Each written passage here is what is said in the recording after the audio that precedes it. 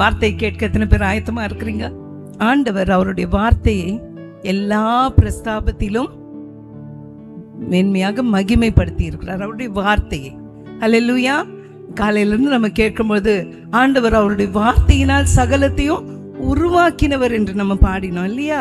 அப்போ சகலத்தையும் உருவாக்கினவர் நம்மையும் கையினால நம்ம உருவாக்கினாலும் இப்ப அவருடைய வார்த்தையினால் நம்மை உருவாக்கி கொண்டிருக்கிறார். அல்லேலூயா. நம்ம ரட்சிக்கப்பட்டு பரிசுத்த வாழ்க்கையிலே நம்ம வளரும்படியாக நம்மை உருவாக்கத்தக்கதாக அவர் அவருடைய வார்த்தையை நமக்கு அனுப்பி தருகிறவராய் இருக்கிறார். இந்த நாளிலும் அவருடைய வார்த்தை நம்ம எப்படி உருவாக்க போகிறதோ அதற்காக காத்து எதை எதிர்பார்த்து வந்திருக்கிறீங்களோ அந்த காரியங்களை கர்த்தர் நிச்சயம் செய்வார் என்று எதிர்பார்த்து அந்த விசுவாசத்தோடு காத்திருங்க. கர்த்தர் நிச்சயம் செய்வார். அது மாத்திரம் இல்ல, மனுஷன் அப்பத்தினால் மாத்திரமல்ல, கர்த்தருடைய வாயிலிருந்து புறப்பட்டு வருகிற ஒவ்வொரு வார்த்தையினாலும் பிழைப்பான் என்று சொல்லி ஒரு வார்த்தை சொல்லி ஆண்டவரே, அந்த 100 சொல்றோம், ஒரு வார்த்தை சொல்லுங்க என் வேலைக்காரன் பிழைப்பான். ஒரு வார்த்தை, அந்த ஒரு வார்த்தை அது எங்கிருந்து எப்படி பாடல்ல வந்ததோ, ஜெப நேரத்துல வந்ததோ, அல்லது ஆராதிக்கும் பொழுது வந்ததோ, இது வரைக்கும் அப்படி வரலனா நிச்சயமா இப்போ வசனத்தை கேட்கும் பொழுது அந்த வார்த்தை உங்களுக்கு வரும். ஹல்லேலூயா. அதனால கண்களை மூடி நாம் ஜெபிப்போம். தேவன் அவருடைய வார்த்தையோடு கூட நம்மோடு கூட இடைப்படுவாராக. ஹல்லேலூயா. மை துதிக்கிறோம், ஸ்தோத்தரிக்கிறோம் கர்த்தாவே, நன்றி. இந்த காலை வேளையிலும் ஆண்டவரே உம்முடைய வார்த்தையை கேட்கத்தக்கதாக வந்திருக்கிற ஒவ்வொரு பிள்ளைகளையும் கர்த்தர் நீர் அறிவீர் ஆண்டவரே. உம்முடைய வார்த்தையினால் இடைப்படும்படியாய் ஜெபிக்கிறோம்ப்பா. உம்முடைய வார்த்தையை அனுப்பி தந்த ஒவ்வொருவரையும் கர்த்தாவே ஆறுதல் படுத்தும்படியாகவும், ஒவ்வொருவரையும் உருவாக்கும்படியாகவும், ஒவ்வொருடைய தாகத்தை தீர்க்கும்படியாகவும், ஒவ்வொருடைய பிரச்சனைகளுக்கு தீர்வை கொடுக்கும்படியாகவும், ஒவ்வொருடைய வாஞ்சையை நீர் நிறைவேற்றும்படியாகவும் ஜெபிக்கிறோம், துதிக்கிறோம், ஸ்தோத்தரிக்கிறோம் ஆண்டவரே. உம்முடைய வார்த்தை ஆண்டவரே கட்டுகளை அறுக்கட்டும். உம்முடைய வார்த்தை கர்த்தாவே ஆண்டவரே ஸ்ட்ராங் ஹோல்ஸ் ஆண்டவரே அப்பா, பலவான்கள் கட்டி இருக்கிற எல்லா கட்டுகளும் அறுக்கட்டும் இயேசுவின் நாமத்திலே. அப்படியாக வார்த்தையை அனுப்பி தரும்படியாய் ஜெபிக்கிறோம் ஆண்டவரே. மனுஷன் அப்பத்தினால் மாத்திரமல்ல, கர்த்தருடைய வாயிலிருந்து புறப்பட்டு வருகிற ஒவ்வொரு வார்த்தையினாலும் பிழைப்பான் என்று சொல்லி இருக்கிறீரே ஆண்டவரே. நாங்கள் பிழைக்கத்தக்கதாக கர்த்தர் என்ன வார்த்தையை வைத்திருக்கிறீரோ அதை அனுப்பி தாரும். அதை பெற்றுக்கொண்டு நாங்கள் வாழ கர்த்தர் எங்களுக்கு உதவி செய்யும். நாங்கள் வாழ்ந்திருக்கும்படியாக திருடன் திருடவும் கொல்லவும் அழிக்குமே வருகிறான் என்று வேறொன்றுக்கும் வரான், நானோ என் ஆடுகளுக்கு ஜீவன் உண்டாயிருக்கவும் அது பரிபூர்ணப்படவும் வந்தேன் என்று சொன்னவர் உம்முடைய வார்த்தையை அனுப்பி பரிபூர்ண ஜீவன் ஆண்டவரை ஜீவிக்க கர்த்தர் செய்யும்படியாய் ஜெபிக்கிறேன், துதிக்கிறேன், ஸ்தோத்திரிக்கிறேன் இயேசுவின் நாமத்தில் பிதாவே, ஆமென், ஆமென். எத்தனை பேர் இது பார்த்தீங்கல்ல? நிராகரிப்பு, ராஜரீகம். நிராகரிப்பின் அர்த்தத்தை எத்தனை பேர் தெரிஞ்சுக்கிட்டீங்க? அர்த்தம் என்ன? அர்த்தம் என்ன? நிராகரிப்பு என்ன செய்து நமக்கு? அழ வைக்குதுல. சரி, அப்புறம்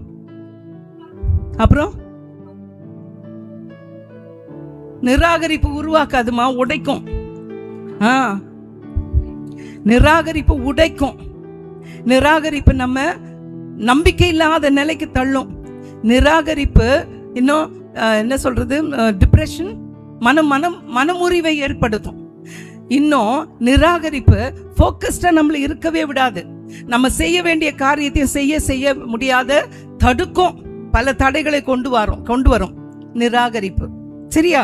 அப்போ கண்ணீர், கவலை, நிந்தை இப்படிலாம் பார்க்கும்போது எந்தெந்த காரியத்தில் வெட்கம் வந்தாலும் அதுவும் ஒரு நிராகரிப்பு தான். அதுவும் மற்றவங்க முன்னால நம்ம தலை குனிஞ்சு நிற்கும்படியான காரியங்களை பேச்சினால தானே நிறைய உண்டாகுது. இப்படியான காரியங்கள் எத்தனை பேருக்கு இருக்குது? எத்தனை பேர் அப்படிப்பட்ட சூழ்நிலைகளை இங்க கடந்து வந்திருக்கிறீங்க? எத்தனை பேர் புருஷனால நிந்த, பிள்ளைகள் மதிக்க மாட்டேன்றாங்கன்ற நிந்த, பெற்றோர்கள் எங்களை சமமா பார்க்க மாட்டேன்றாங்க, என் தங்கச்சி பார்க்குற மாதிரி என்ன பார்க்க மாட்டேன்றாங்க, எங்க அக்காவை பார்க்குற மாதிரி என்ன பார்க்க மாட்டேன்றாங்க, தம்பியை பார்க்குற மாதிரி என்ன பார்க்க மாட்டேன்றாங்க, அங்க பார்ஷியாலிட்டி, பாகுபாடு பண்றாங்க. எத்தனை பேர்? இப்ப மாத்திரம் இல்ல, எத்தனை பேர் இந்த வயசுலும் அப்படிப்பட்ட காயங்களை சுமந்திருக்கிறீங்க? எத்தனை வருஷமா இந்த காயங்களை நீங்க சுமந்திருப்பீங்க? இன்னைக்கு கர்த்தர் அந்த காரியங்களிலிருந்து நம்மை விடுதலை செய்ய போகிறார். நமக்கு முன்பாக ஒரு பெண்ணை கர்த்தர் இப்படியாக வைக்க போகிறார். அது என்ன சத்தம்?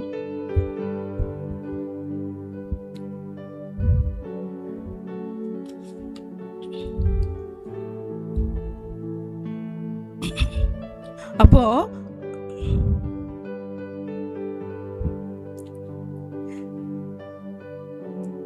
ஒரு பெண், நம்ம எத்தனை விதங்கள்ல நம்ம நிராகரிக்கப்பட்டிருந்தோமோ அப்படியாக ஒரு பெண் தன் கணவனால நிராகரிக்கப்பட்டிருந்தா. அன்பு இருந்தது, அது இருதயத்துக்கு போகல. பராமரிப்பு இருந்தது, அது அன்போடு கூட வரல.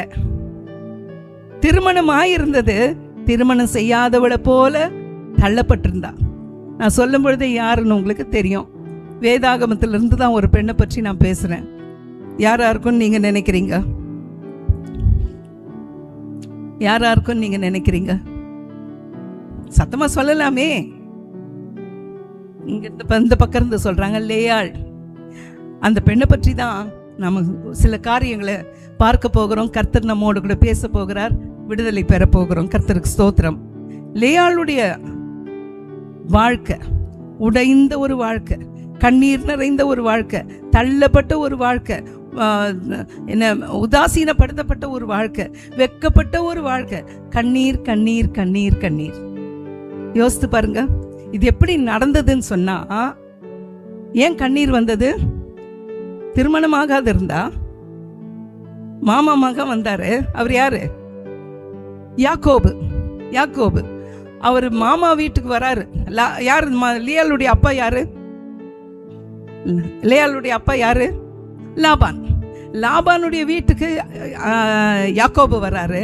அவருக்கு வரும்பொழுது எத்தனை வயசுன்னு நினைக்கிறீங்க? சொல்லுங்க, பேசலாம் பேசலாம் தயவுசெய்து. Let's feel free. எத்தனை வயசு இருந்திருக்கோம் அவர் மாமா வீட்டுக்கு வந்தப்போ? தைரியமா பேசுங்கம்மா. நம்ம பைபிள் எத்தனை தடவை வாசித்து இருக்கிறோம். எத்தனை வயசு இருந்திருக்கோம் அவர் வந்தப்போ?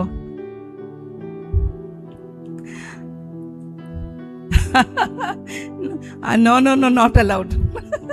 சரி சொல்லுங்க, தெரியுங்க, கெஸ் பண்ணி சொல்லுங்களேன். 50-ஆ 30-ஆ? ஓகே. 20-ஆ? ஓகே. அப்புறம் 40. ஓகே சரி, நான் சொல்லட்டுமா? அவர் வந்தப்போ 77 வயசு. எவ்வளோ? 77 வயசு. கல்யாணம் ஆகாத இருந்தது. மாமா வீட்டுக்கு வராரு. சிரிப்பா இருக்குல்ல? அந்த நாள் கல்யாணம் லேட்டாக நடந்திருக்குது.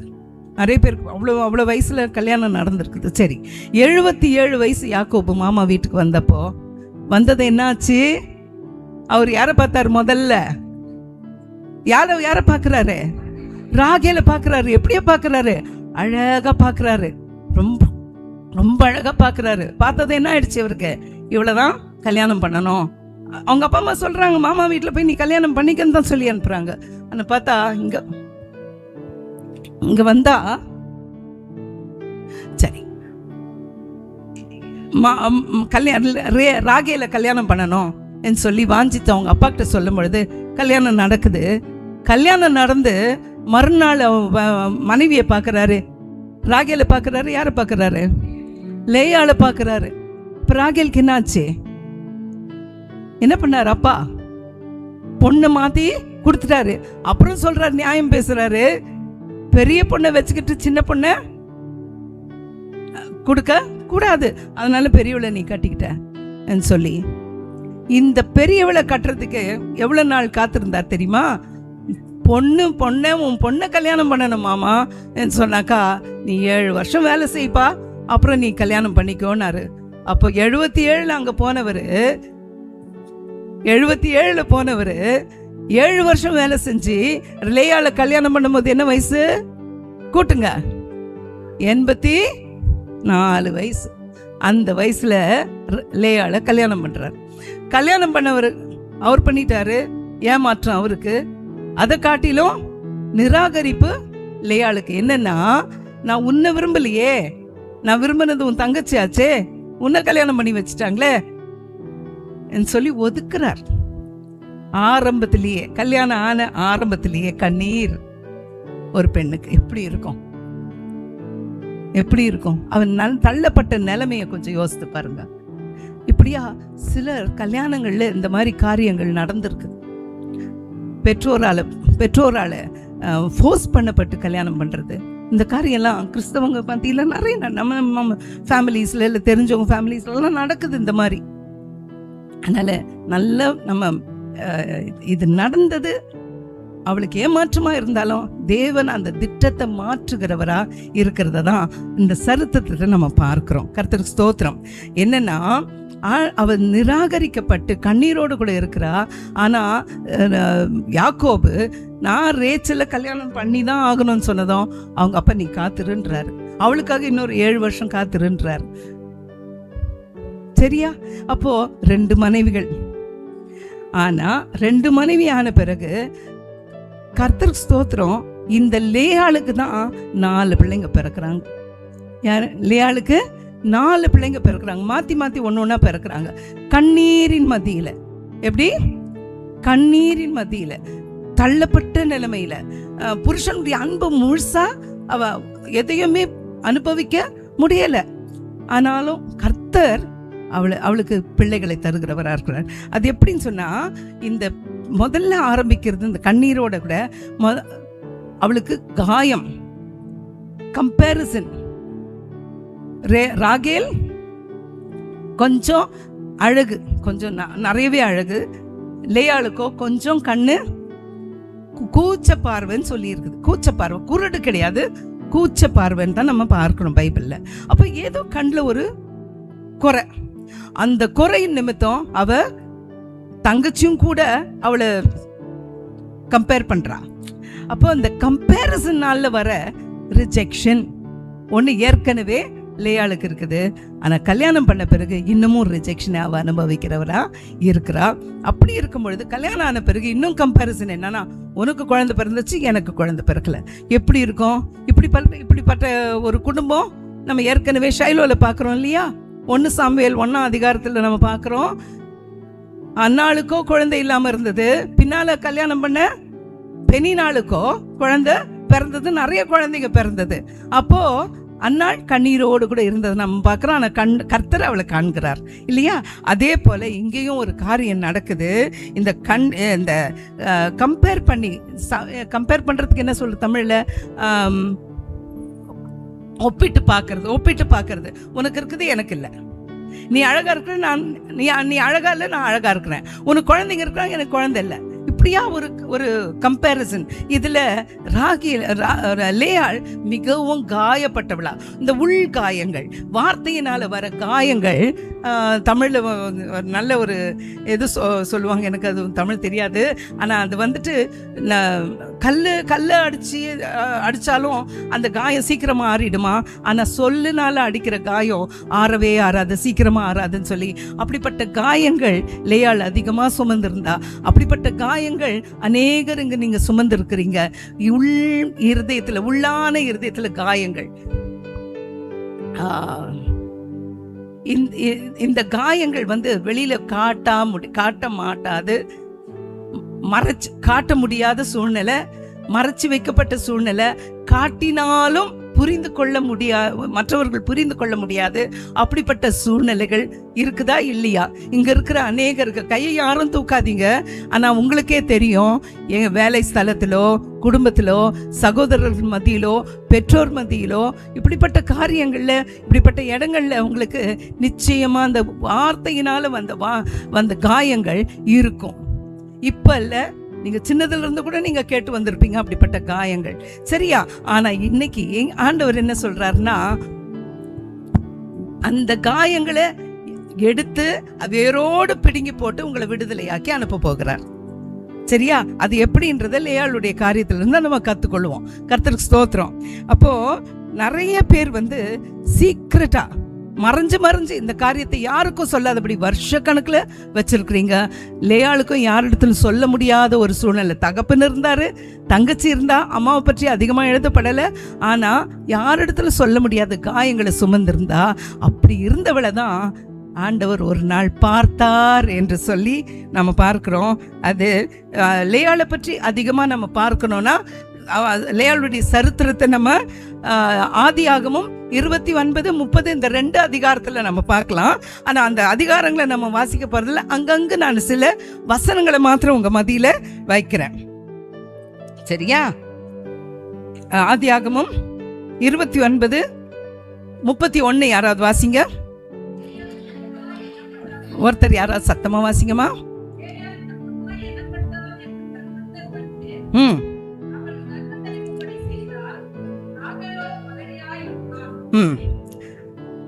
அவள் அவள் அற்பமாய் எண்ணப்பட்டாள் என்பதை யார் பார்த்தது?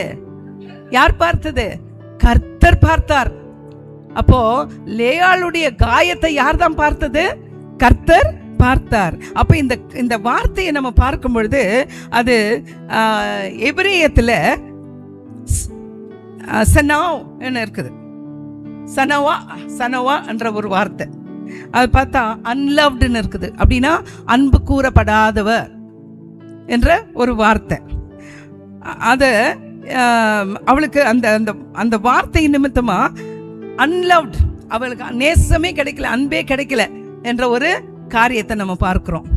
அன்பு இல்லாத, அன்பு கூறப்படாதவ, அன்பு ருசி பார்க்காதவ, அன்பு கொடுக்க முடியாதுன்று தள்ளப்பட்டவ, அப்படியான ஒரு காரியத்தை நம்ம பார்க்கிறோம் லேயாளுடைய வாழ்க்கையில. அப்போ புருஷன் அவளை நேசிக்கல. He disliked her. She was unloved. She was rejected. இதுதான் அர்த்தம். 29, 16, 17 யாராவது வாசிங்க.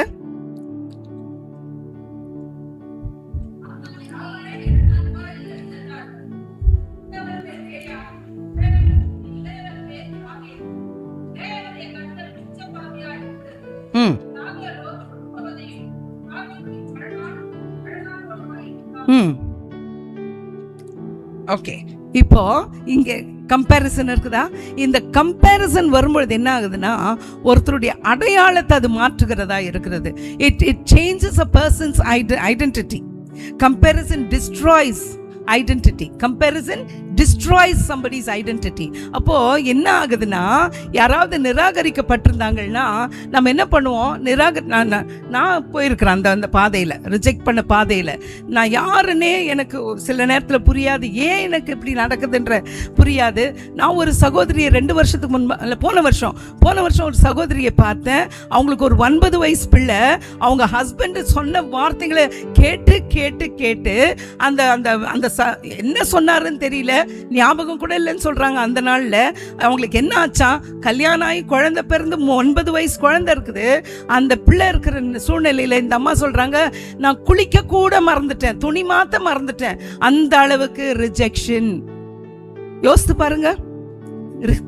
அந்த புறக்கணிப்பு என்பது அந்த அவங்களுடைய ஐடென்டிட்டியே தெரியாதபடிக்கு என்ன பண்றாங்க, எங்க இருக்கிறாங்க, என்ன செய்யறாங்கன்னு தெரியாத அந்த பிள்ளை தான் அம்மாவுக்கு துணி மாத்தி விடுவாளாம், அம்மாவை குளிக்க வச்சிருக்கிறா, அம்மாவுக்கு சாப்பாடு ஊட்டி இருக்கிறா. அப்புறம் சொல்றாங்க, என்னை யாரோ வந்து ஒரு நாள் என்னை பார்த்துட்டு யாரோ சந்திக்க வந்தாங்க. அவங்க சந்திச்சுட்டு நீ ஏன் இப்படி இருக்கிறேன்னு சொல்லி அவங்க எனக்காக ஜெபிச்சு, மற்றும் யாரையோ கூப்பிட்டு வந்து ஜெபிச்சு என்ன ஒரு ஜெப கூட்டத்துக்கு ஒரே நாள்ல மாறல. அப்போ ஜெப கூட்டத்துக்கு கூட்டு போயிட்டு அப்புறம் நான் கொஞ்சம் கொஞ்சமா வெளியில வந்தேன், இப்போ நான் ஊழியம் செய்யறேன்னு சொன்னாங்க. ஹல்லேலூயா, ஹல்லேலூயா.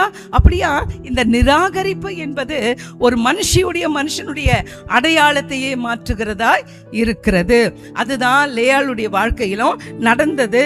அப்போ லேயாளுக்கு எப்படி இருந்திருக்கும்? நான் தள்ளப்பட்டவ, நான் அன்பு கூறப்படாதவ, என்னை என் புருஷன் நேசிக்கல, என்னை என் குடும்பத்தார் யாரும் நேசிக்கல, என்னை யாரும் புரிந்து கொள்ளல என்று சொல்லி அவ அழுது கொண்டிருந்த அவளுடைய உள்காயங்களை பார்த்து ஆண்டவர் அவளை கண்டார் என்று சொல்லி நம்ம பார்க்கிறோம். ஆண்டவர் அவளை கண்டார். ஆதியாகமம் 29, 31.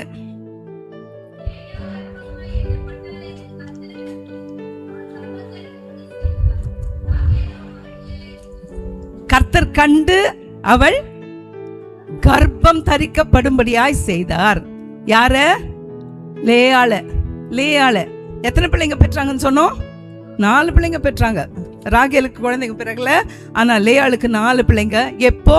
கர்த்தர் கண்டார் என்று சொல்லும் பொழுது, அப்போ கர்த்தர் அவளை கண்டார் என்று சொன்னா, இன்னைக்கு நம்ம மத்தியில இங்க இருக்கிற உங்களை கண்டு, உங்களை பார்த்து, நீங்க எத்தனை பேர் இடத்துல எந்த காரியத்தையும் சொல்ல முடியாத, அல்லது சிலர்கிட்ட சொல்லியிருப்பீங்க, சிலர் உங்களை பார்த்து சிரிச்சும் கூட இருப்பாங்க. அப்படிப்பட்ட சூழ்நிலைங்க கூட உங்களுக்கு நடந்திருக்கலாம். ஆனால் நீங்க போகிற பாதையும், உங்க உள் காயங்களையும், உங்க ரகசியமா விடுகிற கண்ணீரையும், அது மாத்திரம் இல்ல, உங்க பெருமூச்சுகளை கர்த்தர் கேட்டிருக்கிறார், அதை பார்த்திருக்கிறார். ஹல்லேலூயா. அப்போ ராகேல் லேயாளை கண்ட தேவன் உங்களை காண்கிறவராய் இருக்கிறார். ஆமென், ஆமென். கர்த்தர் பார்த்துட்டார்னா ஒரு காரியத்தை, அந்த கர்த்தர் பார்த்தால் ஒரு காரியம் அது மாறும். ஹல்லேலூயா. இன்னைக்கும் கூட உங்களை பார்க்கும்படியாக தான் கர்த்தர் இங்க அழைத்து வந்திருக்கிறார். ஆமென். உங்களை பார்க்கும்படியாக. அது என்ன காரியத்திற்காக? யாரிடத்தில் சொல்ல முடியாத பாரமோ, அல்லது நான் சொன்ன மாதிரி சொன்னா மற்றவங்க சிரிப்பாங்க, சொன்னா புரிஞ்சுக்கவும் மாட்டாங்க என்று சொல்லி நீங்க சுமந்திருக்கிற காரியங்கள், எத்தனை வருஷமா சுமந்திருக்கிறீங்களோ அல்லது சமீபத்தில் சுமந்திருக்கிறீங்களோ, அத்தனை காரியத்திலும் கர்த்தர் இடைப்பட்டு பார்க்கிறவராய் இருக்கிறார். பார்த்தால் அந்த காரியம் மாறும். அப்ப இன்னைக்கு இது உங்க நிலைமை மாறுமா மாறாதா? மாறுமா மாறாதா? ஆண்டவர் லேயாளை பார்த்தார். லேயாளை பார்த்ததும் லேயாள் கர்ப்பம் தரித்தாள். ஹல்லேலூயா. ஆண்டவர் லேயாளை பார்த்தால். எப்படி பார்த்தா? அவர் பார்க்கும்போது எப்படி பார்த்தாரு? என்ன பார்த்தார்? அவரு அற்பமா எண்ணப்பட்டதை பார்த்தார், நிராகரிக்கப்பட்டதை பார்த்தார், கண்ணீரை பார்த்தார், மனுஷனால் கைவிடப்பட்டது, புருஷனால் கைவிடப்பட்டதை கர்த்தர் பார்த்தார். அப்ப பார்த்து அங்க கர்த்தர் அந்த காரியத்தை அவளுக்கு மாற்றினார். அப்ப கர்த்தர் பார்த்தார், நிச்சயமா காரியங்கள் மாறும். அப்ப அவளுடைய என்ன மாறுச்சுன்னு சொன்னா, அவ கர்ப்பம் தரித்தாள்னா என்ன ஆச்சு? அவளுக்கு அவ ஐடென்டிட்டி மாறுது, அவளுடைய அடையாளம் மாறுது இல்லையா? கர்ப்பம் தரிக்கப்பட்டதும் நானும் ஒரு தாயாக போறேன், நானும் என் புருஷனுக்கு ஒரு சந்ததியை உருவாக்க போறேன் என்று சொல்லி அவளுடைய அடையாளம் மாறுகிறதா இருக்கிறது. அப்போ அவ மனுஷனால தள்ளப்பட்டு மனுஷனால பார்க்கப்பட்டவற்றாலும் கர்த்தர் அவளை பார்த்து, கர்த்தர் அவளை கர்ப்பம் தரிக்க செய்து, மனுஷருக்கு மறைந்திருக்கிற காரியம் கர்த்தருக்கு மறைந்தது இல்லை என்பதை கர்த்தர் வெளிப்படுத்துகிறார். அப்போ லேயாளை பார்க்கும் பொழுது அந்த கர்ப்பம் தரித்தாள் என்று சொன்னா, அந்த ஒரு குழந்தையோடு கூட இல்லை, அவ 4 பிள்ளைகளை பெற்று 4 பிள்ளைகளை பெற்றாள்னு முதல்ல பார்க்கிறோம். பிறகு இன்னும் 3 பிள்ளைகளையும் ஒரு பெண்ணையும் கூட பிறக்கிறான். 3 பிள்ளைகளும் ஆண்களும் ஒரு பெண் பிள்ளையும், இன்னும் 2 ஆண்களும் ஒரு பெண் பிள்ளையும் பிறக்கிறாங்க. 7 பேர் மொத்தம் அவளுக்கு. அப்போ ஆண்டவர் வந்துட்டு பார்த்தார்னா தெரிந்து கொள்ளுகிறார், பார்த்தாள் தெரிந்து கொள்ளுகிறார். அப்ப தெரிந்து கொண்ட பொழுது அவ கர்ப்பம் தரித்த பிறகு அவளுக்குள்ள ஒரு பிள்ளை அல்ல, ஒரு சந்ததி, அதோடு கூட ஒரு ராஜரீகம் பிறந்தது. ஹல்லேலூயா, ஹல்லேலூயா. ஒரு ராஜரீகம் பிறந்தது, ஒரு சந்ததி, பெரிய ஒரு கூட்டம் பிறந்தது. அப்போ லேயாள், ராகேல், அப்புறம் பில்காலும் ஷில்பால், இவங்க மூலமா பிறந்த 12 மகன்களும் மொத்தம் இஸ்ரவேலின் கோத்திரங்களா மாறினார்கள் இல்லையா? அப்போ ஆண்டவர் லேயாளுக்கு அதை செய்தார். லேயாள் வந்துட்டு முதல் பிறந்த குழந்தை யாருன்னா ரூபன். அந்த ரூபனுக்கு பேரிட்டா. அந்த ரூபனை நீ எப்படி பெயரிட்டானா, ஆண்டவர் என்னை பார்த்தார். எப்படி பெயரிட்டா? ஆண்டவர் என்னை பார்த்தார். மனுஷன் பார்க்கல, என் தங்கச்சி பார்க்கல, எங்க அம்மா பார்க்கல, அப்பா பார்க்கல, சொந்தக்காரங்க யாரும் பார்க்கல, கர்த்தர் என்னை பார்த்தார். அது போதும் இல்ல நமக்கு? யாரும் பார்க்கலனாலும் கர்த்தர் என்னை பார்த்தால் போதும் என்று சொல்லி நீங்க சொல்லும் பொழுது காரியங்கள் மாறும். கர்த்தருக்கு ஸ்தோத்திரம். அப்போ அந்த வார்த்தையை சொல்லி அவ என்ன பண்றா? 39, 32 பாருங்க.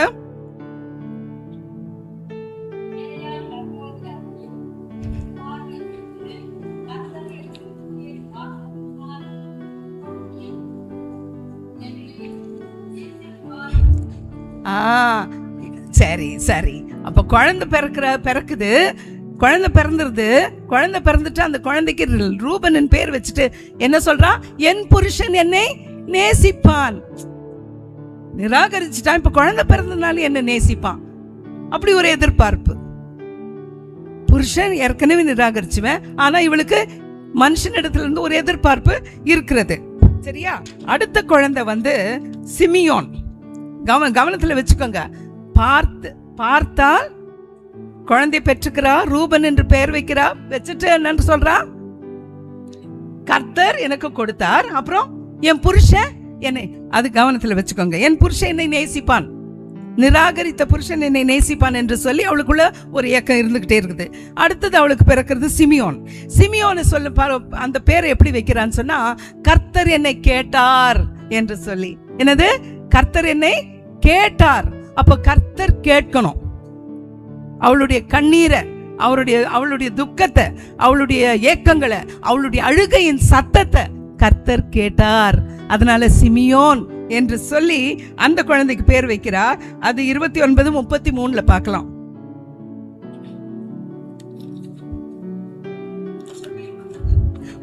மறுபடியும் அவள் கர்ப்பவதியாகி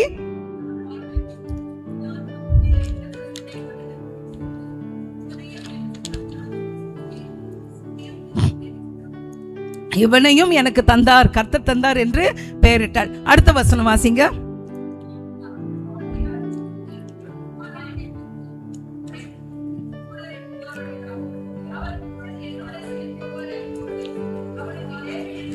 லேவி என்று பெயரிட்டாள். இப்போ கர்த்தர் பார்த்தார், கர்த்தர் கேட்டார். மூன்றாவது கர்த்தர் சொல்லுங்க, அந்த கர்த்தர் என்னை, அடுத்த வசனமா 34. இருங்கம்மா, யாரோ சத்தமா வாசிக்கிட்டோம்.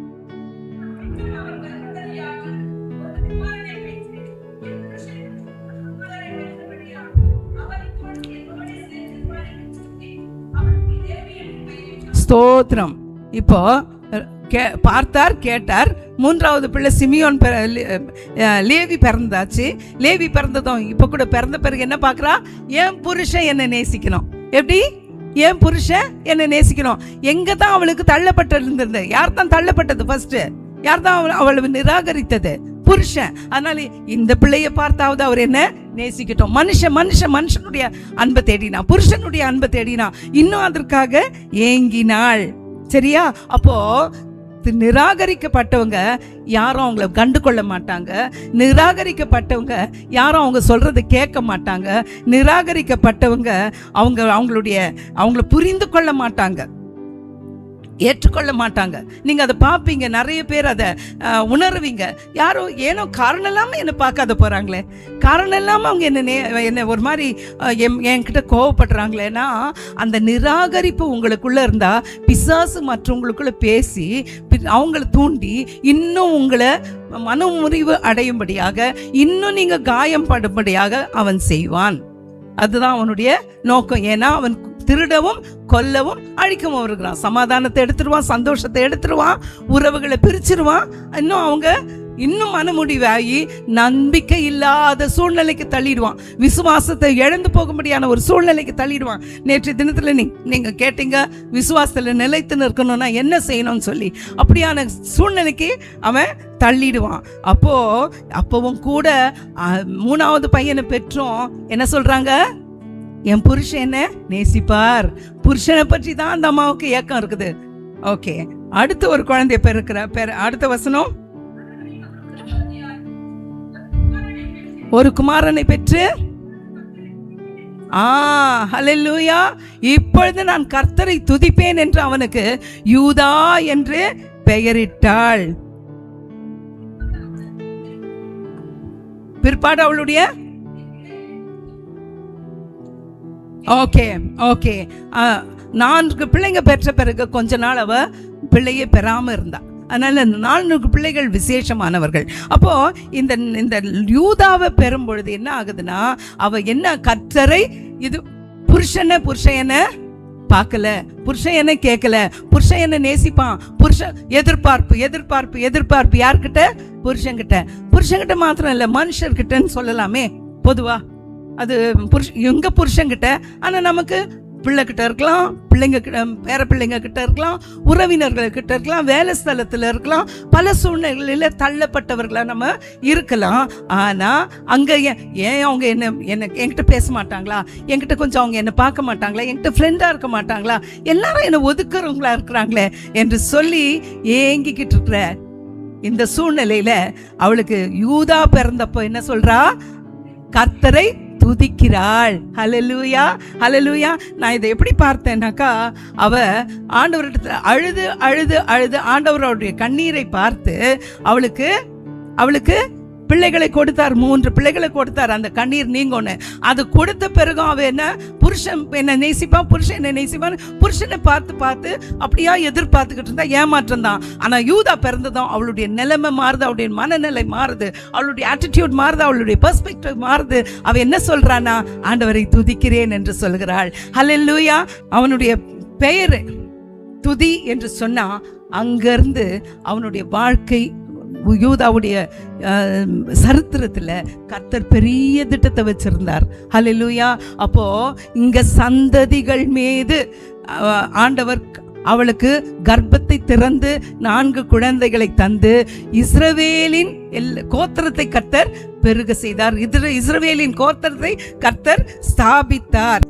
காரியங்கள் மாறும், பெர்ஸ்பெக்டிவ் மாறும். மனுஷர் மேலே இருக்கிற நம்பிக்கை விட்டு, மனுஷர்கிட்ட இருக்கிற எதிர்பார்ப்பை விட்டு, என் தேவன் என் தேவைகளை சந்திப்பார், என் தேவன் எனக்காக என் பட்சத்தில் இருக்கிறார், என் தேவன் எனக்காக யுத்தம் செய்வார், என் தேவன் என்னை ஆற்றுகிறவராய் இருக்கிறார், என் தேவன் என்னை தேற்றுகிறவராய் இருக்கிறார், என் தேவன் எனக்காக யாவையும் செய்து முடிப்பார். ஹல்லேலூயா, ஹல்லேலூயா. அது இங்கிலீஷ்ல ரொம்ப அழகா இருக்கும். My God will perfect everything that concerns me.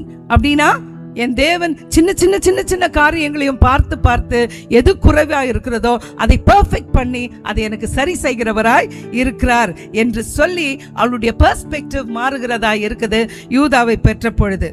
அப்போ அவளுடைய எதிர்பார்ப்பு மனுஷனிடத்தில் இல்லாதபடி, அந்த அன்பு மனுஷனிடத்தில் எதிர்பார்க்க கூடாதபடிக்கு ஆண்டவர் மீது அவளுடைய நம்பிக்கையும், ஆண்டவர் மீது அவள் மனுஷனை சார்ந்து கொள்ளாதபடி ஆண்டவரை அதிகமாய் சார்ந்து கொள்ள கற்றுக்கொள்ளுகிறாள். ஹல்லேலூயா. இது யார் இருந்து கர்த்தர் செய்கிறது? பார்த்த கர்த்தர், கேட்ட கர்த்தர், அவளை விசாரித்த கர்த்தர் இந்த காரியத்தை அவளுக்கு செய்கிறார், மாற்றத்தை உண்டு பண்ணுகிறார். அப்போ ரிஜெக்ஷன்ல இருக்கிறவங்க அது வெளியில வரணும்னு சொன்னா உடனே ஆகாது. It will take some time. அந்த சைக்கலாஜிக்கல் சேஞ்சஸ் வரணும்னா கொஞ்ச நாள் ஆகும், ஓவர் நைட் நடக்காது. ஏன்னா உள் காயங்கள் அது வார்த்தை கேட்டு கேட்டு தேவனுடைய பிரசன்னத்தில் காத்திருந்து அப்போ அந்த வார்த்தை நம்மோடு கூட ஒவ்வொரு காரியத்தையும் பார்த்து இந்த காரியத்தில் சரியாகுன்னு ஒவ்வொரு காரியத்தையும் கர்த்தர் சுட்டி காட்டி கர்த்தர் அந்த கண்ணீரை துடைத்து அந்த காயங்களை கட்டுகிறவராய் இருக்கிறார். எனக்கு ஒரு காரியம் ஒரு 3-4 வருஷத்துக்கு முன்னால் நடந்தது. நான் சொன்னேன், ஆண்டவரே என்னை ரொம்ப துக்கப்படுத்தின ஒரு காரியம். ஏன் ஆண்டவரே சூழ்நிலைகளுக்கு நான் கைதி ஆகிறேன்? இப்படிதான் நான் கேட்டேன் ஆண்டவர்கிட்ட. அதுவும் பாத்திரம் கழுவிட்டு இருக்கும்பொழுது, why am I becoming a prisoner of situations Lord? சூழ்நிலைக்கு நான் கைதி ஆகிறேன், ஏன் ஆண்டவரே என்று சொல்லி அழுதேன். ரொம்ப நாளில் கொஞ்சம் தான் தண்ணி வந்துச்சு. அப்போ ஆண்டவர் சொன்னாரு, இந்த காரியம் உங்ககிட்ட உங்க அம்மா கிட்ட இருந்து வந்ததுன்னாரு. இது ரிஜெக்ஷன் உங்க அம்மா கிட்ட இருந்து வந்தது. அப்போ எங்க அம்மா என்ன கர்ப்பம் தெரிக்கும் பொழுது பல காரியங்கள் அவங்களுக்கு சந்தோஷமா இல்லாத, அவங்களும் நிராகரிக்கப்பட்டு அப்படி இருந்த சூழ்நிலையில், மாமியாரால் ரொம்ப கொடுமைப்படுத்தப்பட்ட அந்த சூழ்நிலையில் அவங்க ரிஜெக்ட் ஆகிருக்கிறாங்க. அதை எனக்கு ஆண்டவர் காண்பிச்சாரு. This comes from your mother, this is spirit of rejection. இது நிராகரிப்பின் ஒரு ஆவி என்று சொல்லி கர்த்தர் எனக்கு அதை வெளிப்படுத்தினார். உடனே நான் அதை கடிஞ்சு ஜெபிச்சு விடுதலை பெற்றேன். கர்த்தருக்கு ஸ்தோத்திரம். சரியா? அப்போ அது தொடர்ந்து வருகிற ஒரு காரியமா இருக்கிறது. அப்படியாக இந்த ரிஜெக்ஷன் என்பது லேயாளுக்கு வந்தது இப்போ மாறிற்று. அவள் வந்துட்டு என்ன சொல்றா? இனி நான் இந்த ரிஜெக்ஷனை நான் பார்க்க மாட்டேன், என் புருஷன் என்ன நேசிக்கிறாரு என்று சொல்லி நான் அதை இனி பார்க்க போறதில்ல. ஆண்டவர் என்னை நேசிக்கிறார், அது எனக்கு போதும். அவர் என் ஆத்தும மணவாளன். ஆண்டவர் என்னை கேட்டார், என்னுடைய காரியங்களை அவர் ஃபுல்ஃபில் செய்தார், என்னுடைய வாஞ்சையை அவர் ஃபுல்ஃபில் செய்தார், என்னை அவர் பார்த்தாரே, அது போதும் என்று சொல்லி அவள் ஆண்டவருக்கு துதிக்கிறவளாய் இருக்கிறாள். அப்போதிலிருந்து அவள் துதிக்க ஆரம்பிச்சா. அன்னாளை பற்றி நம்ம பார்க்கிறோம். வார்த்தையை கேட்டுட்டு போன பிறகு இன்னும் கர்ப்பம் தரிக்கல. ஏலி சொல்றாரு, நீ போ, நீ ஆண்டவரிடத்துல எதிர்பார்த்தது உனக்கு ஏற்ற காலத்தில் நடக்கும்னு சொல்லி அந்த வார்த்தையை பெற்று போன பொழுது என்ன ஆகுது? வெளியில போய் இனி அவ துக்கமுகமா இல்லவே இல்லை. அதுக்கப்புறம் தான் கர்ப்பம் தரிக்கிறா. அப்படியாக இன்னைக்கு இந்த வார்த்தையை உங்களுக்கு நான் சொல்றேன். ஆண்டவர் உங்களை பார்த்துட்டார், ஆண்டவர் உங்களை கேட்டுட்டார். இப்போ நம்ம துதிச்சோம், ஆராய்ச்சிச்சோம். இப்போ நீங்க உட்கார்ந்துகிட்டு இருக்கும் பொழுது நானும் கூட லேயாளை போல கர்த்தரை நான் ஆராதிப்பேன் என்று சொல்லுவீர்கள். ஆனால் என்ன செய்வார் ஆண்டவர்? காரியங்களை மாற்றுவார், உங்க சூழ்நிலையை மாற்றுவார். நீங்க இருக்கிற பிரச்சனைகளை கர்த்தர் மாற்றி தருவார். மாற முடியாததை கர்த்தர் நிச்சயம் மாற்றுவார். அவர் உங்களை விசாரிக்கிறவரை எப்பொழுதும் வந்து உங்களை தேற்றுகிறவராய் இருப்பார். கர்த்தருக்கு ஸ்தோத்திரம் சொல்லுங்களேன். ஹல்லேலூயா. வார்த்தையை எதிர்பார்த்து வந்திருக்கிறீங்களே, உங்களுக்கு அந்த வார்த்தையில கர்த்தர் விடுதலை தருகிறவரா இருக்கிறார். ஹல்லேலூயா. ஆமேன், ஆமேன். அப்போ 4வது குழந்தைய ஆண்டவருக்கு பார்த்து கொடுத்தாருன்னு இருக்குது. அவ துதிச்ச பொழுது அந்த வார்த்தையை அவ துதிக்கும் பொழுது I've written it like this: God saw and gave, and when she praised God because she received. ஆமேன், ஆமேன். அது அவ பெற்றுக்கொண்டாள், தேவனிடத்தில் பெற்றுக்கொண்டேன் என்று சொல்லி. அப்போ அந்த பெற்றுக்கொள்கிறது எப்போ வருதுன்னா தேவனை துதிக்கும் பொழுது. அதனால தேவனை நம்ம துதிக்க ஆராதிக்க நம் காரியங்கள் மாறும். எது நடக்கல, என்ன நடக்கல, எது எவ்வளோ நாளாக இருக்குது, இந்த பிரச்சனை மாறாத கடன் பிரச்சனையாக கூட இருக்கலாம், எதுவா இருக்கட்டும், நீங்க துதிக்க ஆரம்பிங்க, ஆராதிக்க ஆரம்பிங்க. காரியம் மாறின மாதிரி தெரியவே தெரியாது. ஆனா நீங்க அதை ஆரம்பிக்கும் பொழுதே அவர் கர்த்தர் உங்க சூழ்நிலையை மாற்றுகிறவராக இருக்கிற ஆவிக்குரிய மண்டலத்தில், ஆவிக்குரிய நிலையில கர்த்தர் அந்த சூழ்நிலையை மாற்றுகிறவராய் இருக்கிறார். நிச்சயம் சீக்கிரத்தில் நீங்க அந்த மாறுதலை பார்ப்பீங்க. இன்னைக்கே நடக்கல போயிட்டு திரும்பவுமா ரிஜெக்ஷனுக்குள்ள, திரும்பவும் டிப்ரெஷனுக்குள்ள நீங்க போக மாட்டீங்க. ஆண்டவர் இங்கிருந்தே துதிக்க ஆரம்பிங்க. இந்த நாள்ல இருந்து, இந்த நேரத்துல இருந்து நான் கர்த்தரை துதிப்பேன், அவரை நான் ஆராதிப்பேன் என்று சொல்லி தீர்மானம் பண்ணணும். அந்த சாய்ஸ் நம்ம கிட்ட தான் இருக்குது. அப்ப நீங்க பண்ணீங்கன்னா அந்த ரிஜெக்ஷன் நம்மளை விட்டு போயிடும். அந்த ரிஜெக்ஷன் நம்மளை விட்டு போயிட்டாக்கா நம்ம என்ன பண்ணுவோம்? நான் தீர்மானம் பண்ணும் பொழுதே எனக்குள்ள நான் என்னத்தை ஏற்றுக்கிறேன்? அந்த நிராகரிப்பை விட்டுட்டு நான் ராஜரீகத்தை ஏற்றுக்கிறேன். ஹல்லேலூயா. நிராகரிப்பை விட்டுட்டு ராஜரீகத்தை ஏற்றுக்கிறேன். அப்போ லேயாள் பெற்ற குழந்தைங்கள்லாம் அவளுடைய வார்த்தையின்படியா அவ பார்த்ததை அவ சொன்னா. ஆனா யூதாவை பெற்ற பொழுது அது தேவனுடைய வார்த்தையா மாறுகிறது. யூதா என்று சொல்லும் பொழுது இந்த யூதா என்ற வார்த்தை வேதாகமத்தில் 800 தரத்துக்கு மேல எழுதப்பட்டிருக்குது. ஆல்மோஸ்ட் 830 டைம்ஸ், 800 தரத்துக்கு மேல யூதா என்ற வார்த்தை எழுதப்பட்டிருக்குது. யூதா என்றால் துதி என்பது அர்த்தம். ஹல்லேலூயா. அப்போ நம்ம துதி என்று சொல்லும் பொழுது கட்டுகள் உடையும், துதிக்கும் பொழுது காரியங்கள் மாறும், துதிக்கும் பொழுது பிரச்சனைகள் மாறும், துதிக்கும் பொழுது வியாதி மாறும்.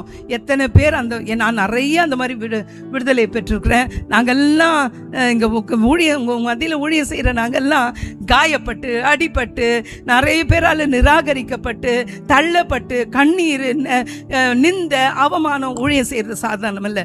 குடும்பத்தில் ஒரு பக்கம் இருக்கட்டும், ஊழியம் செய்கிறது சாதாரணம் இல்லை. அதுவும் பெண்களாக இருந்து ஊழியம் செய்கிறது இன்னும் கடினமானது. ஆனால் அழைத்த தேவன் உண்மையுள்ளவராய் இருக்கிறார். அவர் நம்மை நடத்த வல்லவராய் இருக்கிறார். அவர் என்ன நோக்கத்திற்காக அழைத்தாரோ அந்த நோக்கத்தை நிறைவேற்ற அவர் போதுமானவராய், அவர் வல்லவராய் இருக்கிறார். ஹல்லேலூயா. கர்த்தருக்கு ஸ்தோத்திரம். அதனால நம்ம துதிக்க ஆராதிக்க காரியங்களை மாறுகிறதை நாம் பார்க்க வேண்டும். அதனால லேயாளுடைய ரிஜெக்ஷன் சொல்லி பார்த்தா, அவ கண்ணீர், அவ நிந்த, அவ கைவிடப்பட்டவன் பார்த்தா அது மனுஷர் பார்க்கிறது. ஆனால் அவளுக்குள்ள ஆண்டவர் பார்த்தது ராயல்டி. ஹல்லேலூயா. அவளுக்குள்ள ஆண்டவர் பார்த்தது ராஜரீகம். அவளுக்குள்ள ஆண்டவர் பார்த்தது இஸ்ரவேலின் சந்ததிகள். அவளுக்குள்ள ஆண்டவர் பார்த்தது இஸ்ரவேலின் கோத்திரத்தின் தலைவர்கள். ஹல்லேலூயா. இஸ்ரவேலின் கோத்திரத்தின் தலைவர்களை ஆண்டவர் பார்க்கிறார். ஹல்லேலூயா. அப்போ நிராகரிக்கப்பட்டவர்களால கர்த்தர் என்ன செய்ய முடியும்? சூழ்நிலைகளை மாற்றி அவர்களை உயர்த்தி அவர்களுடைய சந்ததிகளையும் ஆசீர்வதிக்க முடியும். நான் எங்கள் அம்மாவை பற்றி சொன்னேன் இல்லையா, எங்கள் அம்மாவும் கூட ரொம்ப ரிஜெக்ஷனில் போனவங்க. ஆனால் நாங்கள் 6 பிள்ளைங்க. ஏன்னா இன்னைக்கு 6 பிள்ளைங்களும் அவங்க கண்ணீர், அவங்க ஜெபம் நாங்கள் அதிகமாக நான் பார்த்துருக்கேன். கடைசி நேரத்தில் கூட அவங்க சாகிறதுக்கு முன்னாடி காலையில் பார்த்தா பைபிளை எடுத்து வச்சு படிச்சுட்டு இருப்பாங்க. தேவனோட கூட நெருங்கின ஒரு வாழ்க்கை அவங்களுக்கு. அப்படிலாம் இருந்ததுனால ஒரு காரியம் மட்டும் சொல்லுவாங்க, கர்த்தரை நேசிங்க, நீங்க படிங்க, நீங்க முன்னேறணும் என்று சொல்லி இந்த காரியத்தை மாத்திரம் சொல்லுவாங்க. ஆனா அவங்க மரிக்கிறதுக்கு முன்னாடி கர்த்தர் எங்களை உயர்த்தினதை கர்த்தர் அவங்க பார்த்தாங்க. கர்த்தருக்கு ஸ்தோத்திரம். இன்னைக்கு கர்த்தருக்கு ஸ்தோத்திரம். நாங்கள் எல்லாம் நிறைய பேர் ஊழியம் செய்கிறவர்களா, ஆண்டவரை நேசிக்கிறவர்களா, ஆண்டவருக்கு உண்மையா இருக்கிறவங்களா, சமுதாயத்துல நல்ல ஒரு அந்தஸ்துல கர்த்தர் எங்களை உயர்த்தி வச்சிருக்கிறார். ஹல்லேலூயா. இது கர்த்தரால் வருகிற காரியம். அதனால ஆண்டவர் மனுஷர் பார்க்கிறது நமக்குள்ள அந்த நிராகரிப்பு, மனுஷன் பார்க்கிறது அந்த சரீர பிரகாரமான குறை. ஆனா ஆண்டவர் பார்க்கிறதோ அவர் நமக்குள் வைத்திருக்கிற நோக்கம், அவர் நமக்கு தந்திருக்கிற அழைப்பு, அவர் நம்மை உருவாக்கின நோக்கம். அதை வச்சுதான் கர்த்தர் நம்மை உருவாக்குவார். ஹல்லேலூயா. அது எங்க இருந்தாலும் சரி, அது லேயாளை போல இருந்தாலும் சரி, ராகேலை போல இருந்தாலும் சரி, அது எஸ்தரை போல இருந்தாலும் சரி, அது அன்னாளை போல இருந்தாலும் சரி, அங்க தேவனுடைய ராஜரிகம் விளங்கினது ஒவ்வொருடைய வாழ்க்கையிலும். ஹல்லேலூயா. அப்படியாக கர்த்தர் அவளுடைய வாழ்க்கையை மாற்றி என்ன பண்ணா, ரூபன் பிறந்தப்போ அந்த முதல் பேரான குமாரன் யார் என்று சொன்னா, அவன் first born is he carries the authority of inheritance. அப்படின்னா சுதந்திர பாகத்தை பெறுகிறவன், தேஷ்டபுத்திர பாகத்துக்கு சொந்தமானவன், சுதந்திரவாளி. யாரு? முதல் பேரானவன் யூதா. சரியா?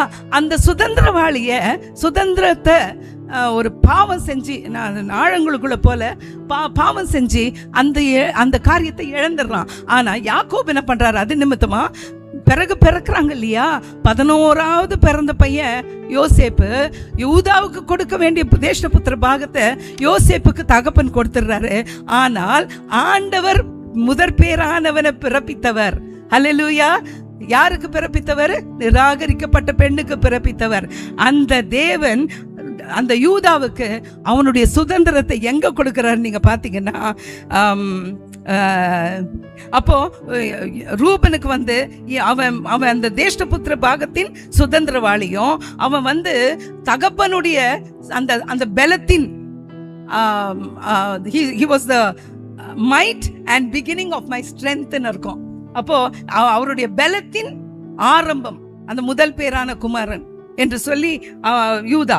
அப்புறம் அவனுடைய பொசிஷனை இழந்துடுறான். ஆனா கர்த்தரோ அவனை கொண்டு அவன் முதலாவது அந்த நிராகரிக்கப்பட்ட தாயின் கர்ப்பத்தை திறந்தவனாய் கர்த்தர் மாற்றுகிறார்.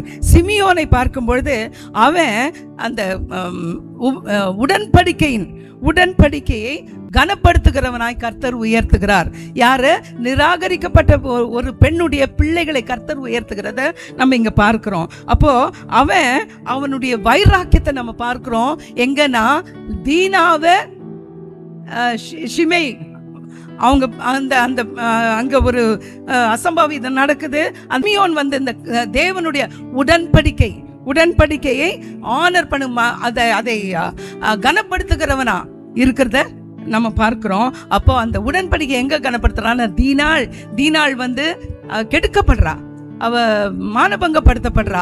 அப்ப அவன் தான் போய் அவளுக்காக யுத்தம் பண்றான், அவன் தான் அவளுக்காக போய் சண்டை போடுறான். என் தங்கச்சி நீங்க இப்படி பண்ணிட்டீங்களே என்று சொல்லி வைராக்கியம் பாராட்டுறான். கோத்திரத்தின் மீது ஆண்டவர் வைத்திருந்த அந்த உடன்படிக்கை காப்பாற்றுகிறவனா, அதற்காக போராடுகிறவனா அவன் உருவாகிறான். அவனுக்கு ஆண்டவருடைய அந்த வைராக்கியம், ஆண்டவர் மீது இருந்த அந்த அன்பு, அப்புறம் அவனுடைய ஜனங்களை பாதுகாக்கிறதான அந்த தன்மை, அதோடு கூட அவன் தேவனுடைய உடன்படிக்கையை நினைக்கிறவனா இருந்தான். லேவியை பார்த்தா, லேவி இஸ்ரவேலின் பரிசுத்தத்தையும் இஸ்ரவேலின் ஆவிக்குரிய நிலையையும் காப்பாற்றுகிற ஒரு பிள்ளையா இருந்தான்.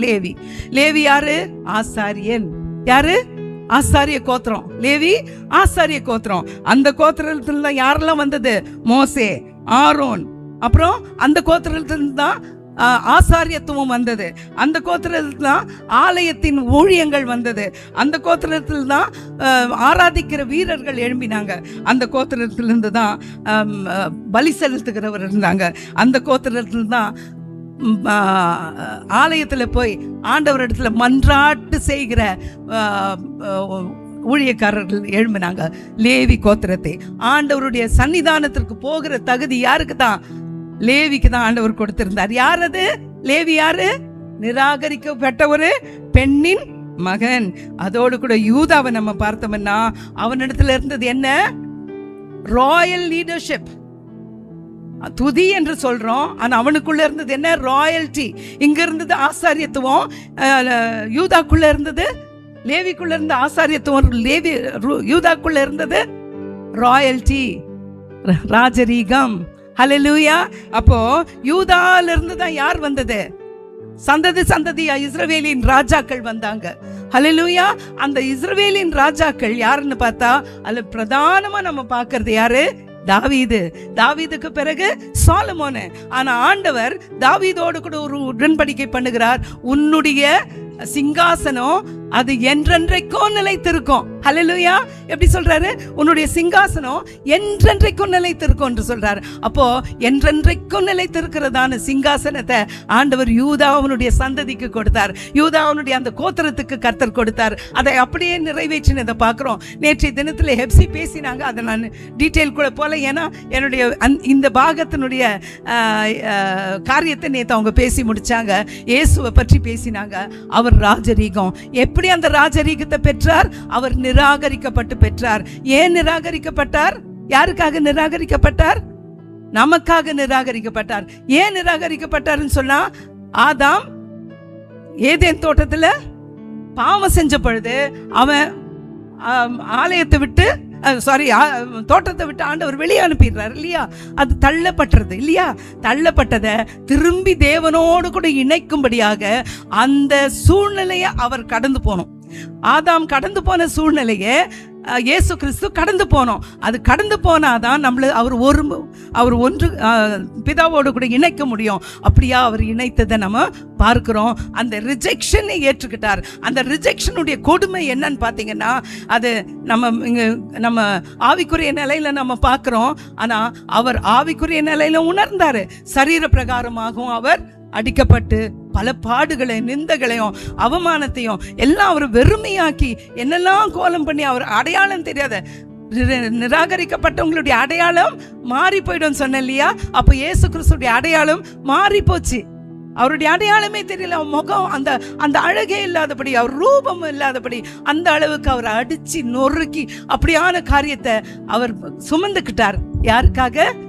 ஆதாம் எழுந்து போன அந்த உறவு தகப்பனோடு கூட ஆதாம் நிராகரிக்கப்பட்ட அந்த நிலையை மாற்றும்படியாக இவர் நிராகரிக்கப்பட்டு நம்மை பிதாவோடு கூட இணைக்கும்படியாக அவர் அந்த காரியத்தை செய்தார், நமக்காக ஏற்றுக்கொண்டார். அதனால நிராகரிப்பு என்று சொன்னா இயேசு கிறிஸ்து அதையும் கூட சுமந்தவர்.